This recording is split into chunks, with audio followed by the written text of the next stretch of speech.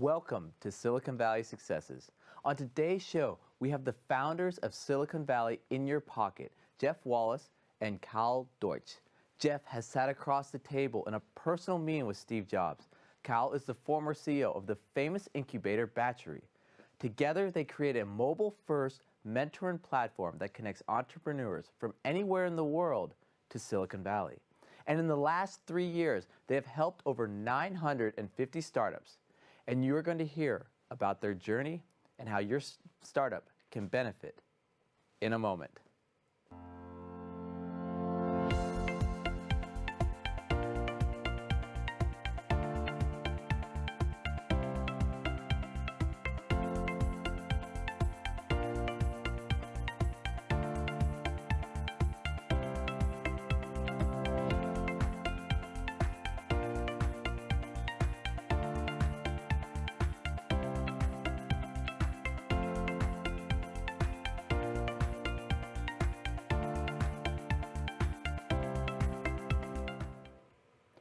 Jeff, Cal, thank you guys for coming here today on Silicon Valley Successes.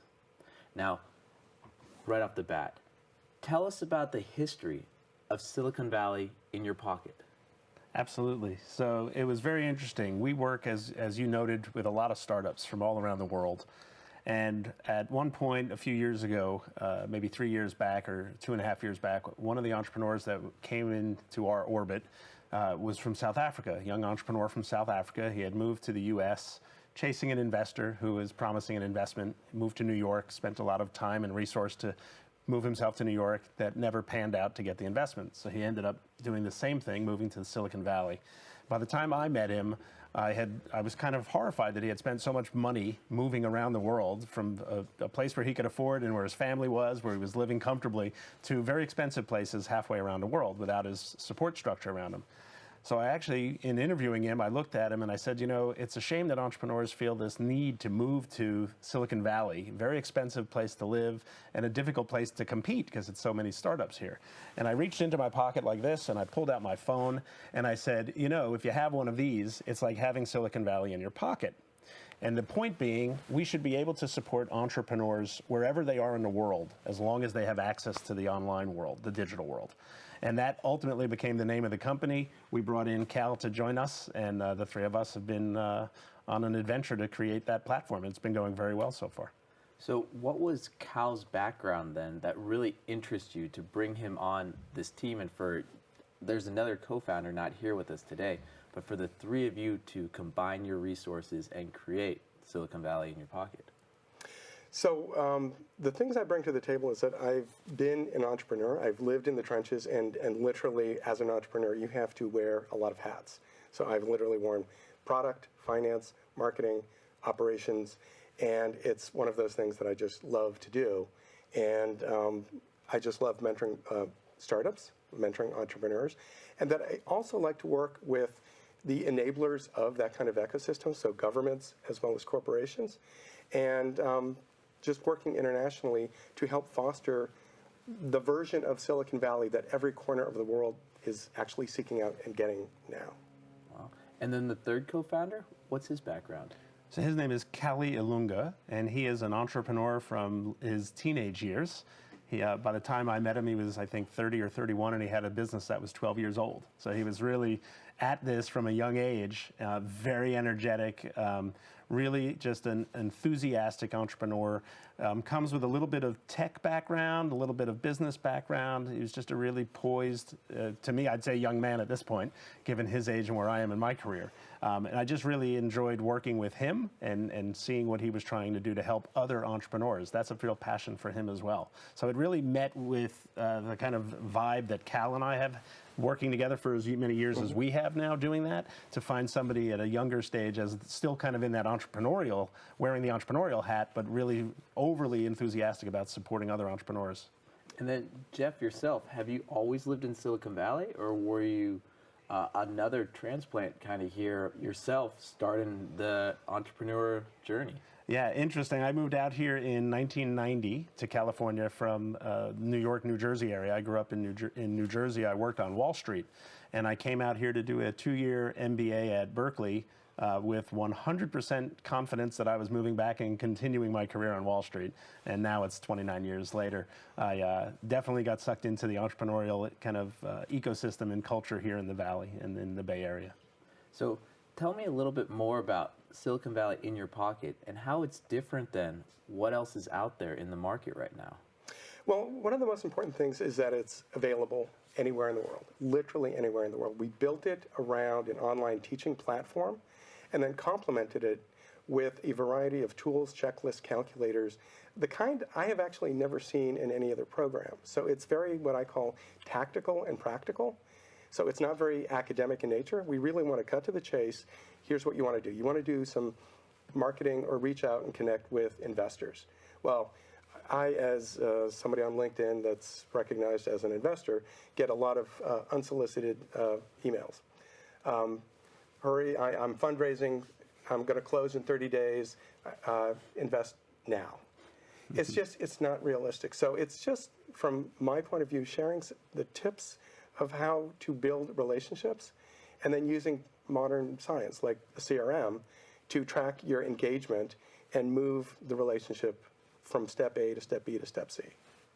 And then your platform, can it benefit any stage startup? So for example, say I'm A round, I've had my company now for a year and a half, 2 years, or I just came up with the idea yesterday. Would both groups be a potential client for you, or only that very, very early idea stage? I would call it pre-A. By the time you get to A, by just having earned an A and gotten investment, you should have had your ducks in a row unless you have very rich parents. So if you're pre-A and you're still working towards getting that real investment, setting up a deal room, getting all your due diligence documents, making sure that your legal documents are in place, financials. That's the kind of stuff that we have the templates and the tools and just the resources that they can go from nothing to something credible in a deal room. So can you explain a little bit more into detail, someone at home that's hearing about Silicon Valley in your pocket for the first time, a little bit more in depth? Is it just 5 videos they watch? Is this a full course? What is it that really gives them all this knowledge? Yeah. So the core curriculum is 8 modules, and we go very deep on go-to-market strategy, competitive analysis, finance and KPIs, even how to do a pitch. Deconstructing the pitch. Here in Silicon Valley, the typical pitch might be 7 or 8 minutes. But we also at the same time teach you that in those 7 or 8 minutes, you have to convey roughly 10 or 11 different things. So literally, you have to go through one slide in 40 seconds or less. And it is really hard. And it is one of the common things that entrepreneurs fall down on. And they have lots of words on the slide because they have lots of things to say, but they just don't have the time to say it. So how do you get the audience to just say, wow, I want to hear more? Because that's the only thing you could pull off in 7 minutes. So with my background in prior filmmaking, we built a storyboard so you can actually deconstruct your pitch into the words that should be on the slide, the words that come out of your mouth, and make sure that it fits in the time that's been budgeted for your pitch. It just makes simple sense. Well, I didn't know you had a movie background. I should be asking you for advice here in the studio. So my one little claim to fame is that I produced a mockumentary about a failed internet startup called icefan.com. And somehow it made it to Sundance because it was sort of a zeitgeisty thing for the time. And it was a lot of fun, and even some newspaper in France actually thought it was a real startup. I had a website, icefan.com. And yeah, had a lot of fun with it. All right, we're gonna have to somehow link to whatever's online on our website. Can I add a point to what Cal was saying, to your question about what do we offer to an entrepreneur that's a little bit different?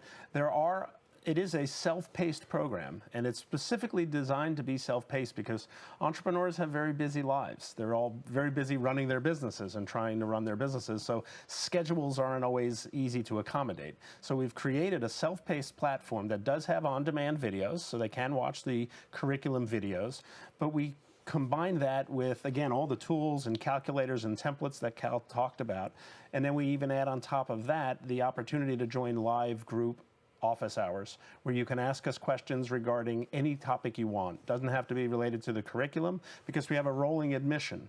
So people can be coming into their first module of our 8-module foundational program, or they could be in the 7th module. And so people can just join the call and get that kind of support for maybe they have a question on the curriculum, maybe they have a question on a meeting they have coming up with a prospective investor or a prospective partner. So we combine the opportunity to get that live mentoring with the rest of the self-paced curriculum, which we think has been really advantageous to a lot of the entrepreneurs. Because if we said it was always this day at this time, we'd have a very difficult time getting them to be able to adhere to that, just because of the way an entrepreneur's life is. So when you're saying get on a call for mentoring, are they just calling you two or you three with your co-founder? Or is there a team of mentors they actually have access to? We have a group of about 40 mentors that we've worked with, Cal and myself, for several years across different other accelerators and other programs. We do a lot of work, for example, on UC Berkeley's campus, and we know a lot of folks that also mentor a lot of the Berkeley entrepreneurs. And so they work with us. They have worked with us in the past. They're available to work with our entrepreneurs here in Silicon Valley in your pocket. We generally try to align the mentor selection to the needs of the companies. So if we have a particular company with a subject matter expertise, we're going to try to find a mentor that is aligned and matched to that subject matter so that they can address questions in a deeper way. Cal and I are both a little bit more on the generalist side, so we can kind of help a lot with more of the general things. We have subject matter expertise in our areas, but obviously not in every area. How important is it for a startup to find the right mentor? Oh, well, I think it all starts with mentors. If somebody asks me, how do I find an investor? I would say start with a mentor, because the mentor and your board of advisors actually start to represent the body of knowledge and the skill sets that the company as a whole needs. So on day one, when you're a solopreneur, or maybe you have one co-founder, you still don't have a full team around you. So if you need somebody that's good at supply chain or any other aspect of the business, start with the mentor. What would your recommendation be for someone, say they didn't go through Silicon Valley in your pocket, but they still wanted mentors? Is there any secret tips or anything out there of finding mentors that you might be able to share with some of the audience? Start with LinkedIn. LinkedIn is the repository of people that have done what you're trying to do, and they're older and wiser than you, and you'll be surprised if you just reach out to people and start with, I'm impressed with your background and I'd like some advice. You'll get a lot more answers. I know you mentioned not having gone through our program, but one thing we have found that happens in our program, which is really interesting, and it was exciting for me personally, I think Cal would share this view. One thing we realized that when they joined the mentor group office hours, what we find is that the entrepreneurs end up supporting each other. And so it's ending up creating more of a support community. Because we'll have one entrepreneur that asks a question that's very relevant to another entrepreneur on the call, and they'll say, hey, when that happened to me, here's what I did. And so they in the beginning, they would ask, hey, is it okay if I jump in and say something? And we encourage that because we feel as though you can, just because we're, so to say, the designated mentors doesn't mean we can't learn from the entrepreneurs. Cal and I learn from the entrepreneurs all the time. And now we're finding in our platform, especially the live office hours where everybody is, that they're able to provide that learning opportunity for each other, which has been great, actually. And they actually then ask, can we connect with each other offline? So they're starting to build that community, just they need a support group. Other people that are going through that same experience have the same challenges, and let them build the community with each other. So this community, this support system, it sounds like you're creating your own even alumni system here. And I mean, I've met many people from Ivy League schools. They'll say the same thing, that alumni, that cohort, that's actually the most valuable piece of the whole education process. Yeah. We had a funny situation happen to exactly your point. One of our two of our members, one was in Brazil, the other was in Seoul, Korea. Korea, yeah. And there was some online pitch competition that the two of them both ended up doing coincidentally. Out of Hong Kong. Out of Hong Kong. And they didn't know that each other was doing it. But we got on the group call that next week, and they had announced the winner, but the Brazilian gentleman who was on the call was told that he won by the guy, the other member who was in Seoul, Korea. He said, hey, congratulations on winning. He said, what do you mean? He goes, oh, they announced it this morning, and he had already known, but the guy in Brazil hadn't. And so that was kind of a very funny situation. But again, he was very supportive and like, hey, that was awesome that he, even though he lost, he was congratulatory to the guy in Brazil who had actually won. So it was very, very fun for us even on that call. So right now, your students, or I'm not sure if you'd call them students or what the term, Members. It's a membership thing. It's a really global community. Mm-hmm. Yeah. How did they find out about Silicon Valley in Your Pocket? I think we basically have done some advertising, Facebook, LinkedIn, and they found us that way, and the rest is history. Yeah, we put a lot online about the program, and we run a lot of partnership opportunities. We work with a lot of accelerators around the world, actually, because there are accelerators who are very good at aggregating entrepreneurs, but they may not be specialists, if you will, in curriculum around startups and all the foundational elements for startups. And so we actually work in conjunction with other accelerators around the world. We have some good partnerships with others in all corners of the world. And so I think they also promote that there's a relationship with Silicon Valley in your pocket. And I think Silicon Valley has that aspirational element about it for entrepreneurs wherever they are. And so I think that kind of helps them look for things. And obviously it's right in the name of our membership. So it kind of helps, I think.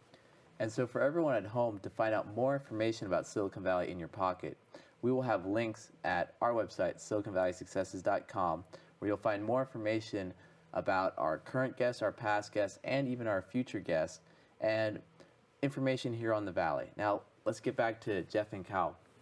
So, tell me about a success story. So I've heard that not only do you do Silicon Valley in Your Pocket, but there's also a component of it where you're pitching pilot programs to corporations, and that you've had a success where one company won something and they're international, but you know, I want you to tell me the story. Jeff, please. Sure. So yeah, we run events locally, just because of the proximity of being able to do it in person. So we run events in partnership with large corporations that want to be more engaged with the kind of startup and innovation economy, if you will, or ecosystems. We like to think that for the most part, large corporations aren't the ones that are doing all the innovation. It's a lot of the startups that are. And so we try and bring those two constituencies together. And the way we are able to do that, because the big companies obviously have tons of resources to help scale and distribute innovation and take it further. And so what we started about a year or so ago was running these events called pilot pitch events. Rather than the standard Silicon Valley pitch event where companies are presenting or pitching for money, for investment, these are events where the startups get to pitch for traction or a pilot, a trial with a large corporation. So they have to be certainly enterprise-oriented in most cases in order to do that. But we had one event where one of the 5 participants, we usually break it down to about 5 participants, one of them actually got a successful pilot with a company out of the event that was held here. And it was a pilot that was conducted in the Asia region. It was very successful. The company was thrilled with the performance. And subsequently, that gentleman obviously has done well with that particular company. It's continued there. But he also got a call back from our partner who hosted that event, who had another client coming in from Europe who they thought it would be a great use case for. And he's also closed some business now in Europe. So he's become, you know, from here in the Valley, he's now got a lot of global client opportunities that are brewing, a few that are locked down already. So really successful story for us. We're excited for the entrepreneur. And in fact, we're doing another one of these events in the next week or so. That's amazing. How did you come up with the idea to have this alternative pitch event? So one of the things even within our curriculum is that we teach the mantra, don't ask for investment, ask for traction. And the thing that most entrepreneurs haven't learned yet is getting an investment is so much easier if you have traction in the form of partnerships and a sales pipeline. And so we actually have constructed a pilot pitch proposal template that the person that we just spoke of used as the guiding principle for how to engage a corporation and say, hey, here's how we can create a win-win, and I can engage, produce some metrics and KPIs that show how this improved your business, and then we can take it from there. And to add one thing to that, Cal and I, as we've said, we do a lot of work with startups, a lot of events we either judge or participate in or facilitate or somehow are around a lot of pitch events.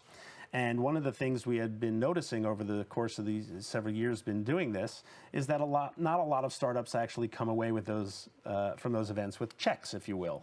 And when you talk to the entrepreneurs or you talk to the investors in the audience and you ask, hey, why isn't the connection happening?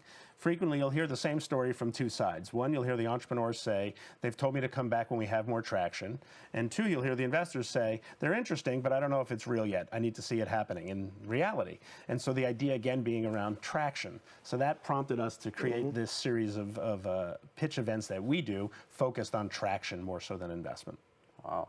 And then, Cal, do you have a success story? Maybe not from the pilot, but from your Silicon Valley in Your Pocket program. So one of the ones that I like to bask in is a very young team, very smart AI engineers coming out of the Baltic region. And they were building a fintech chatbot application. And they were singularly focused, we're going to come to Silicon Valley and we're going to be huge. So we basically have our way of progressing with them.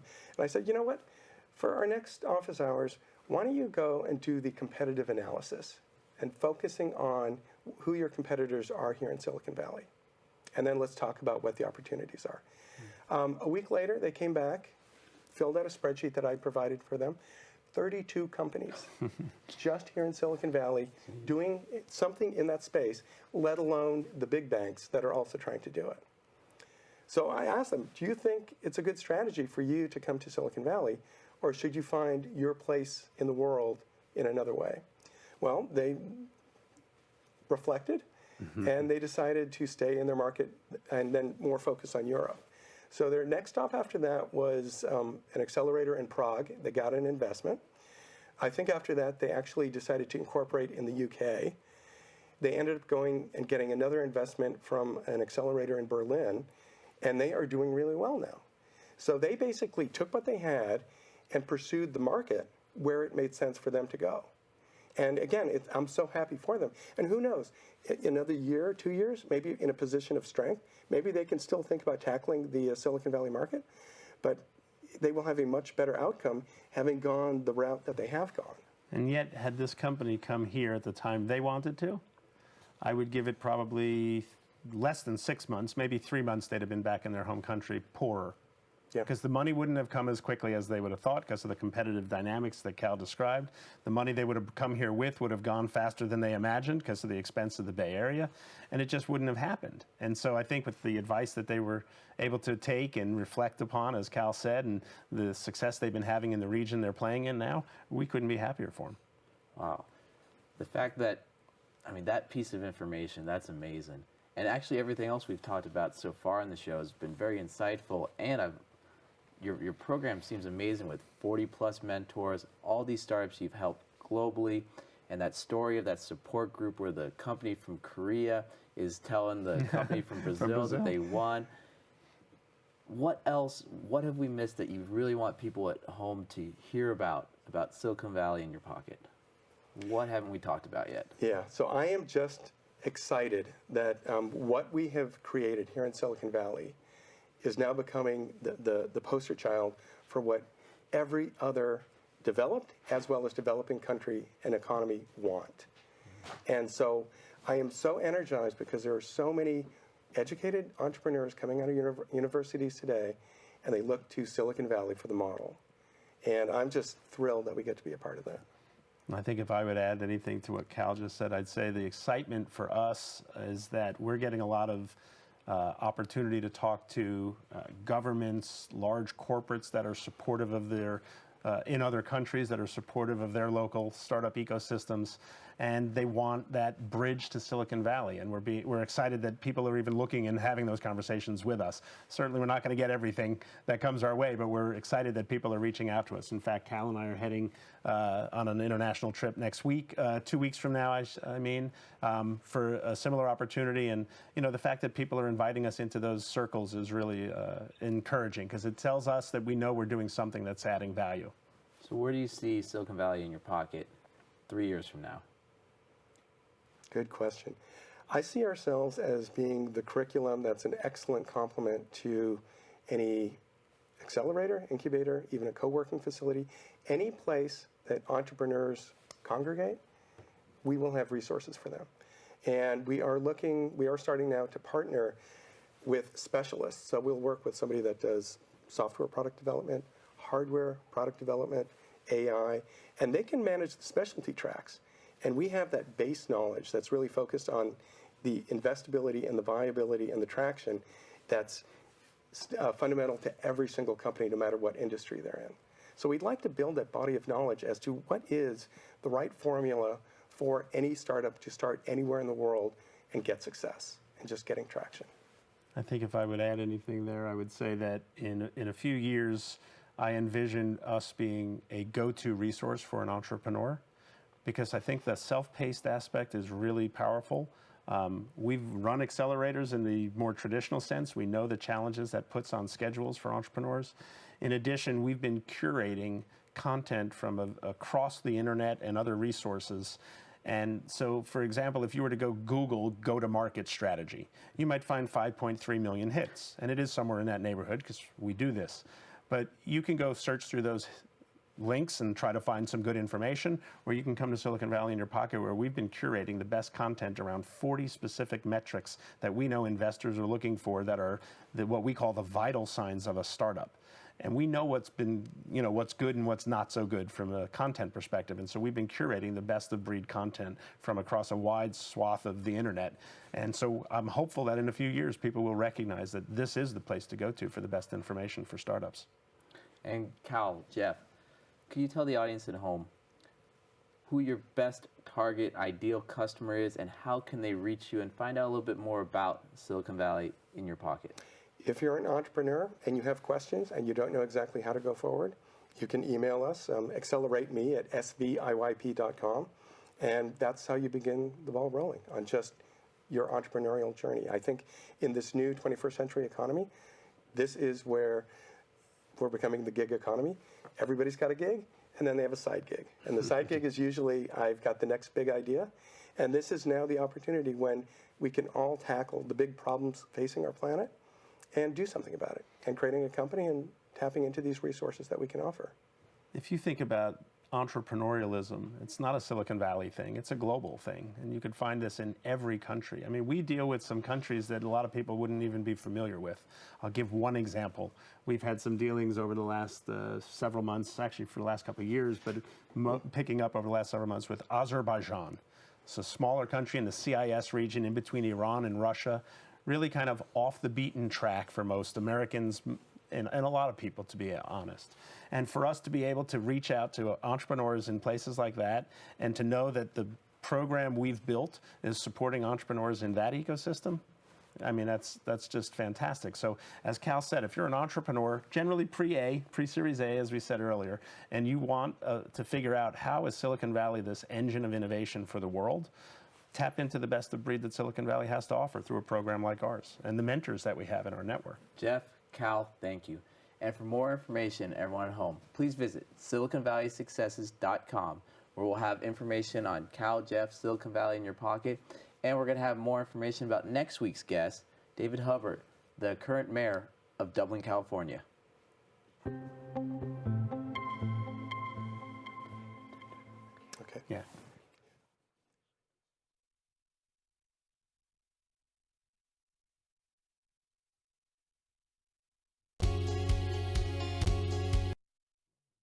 Thank you from all of us at Silicon Valley Successes.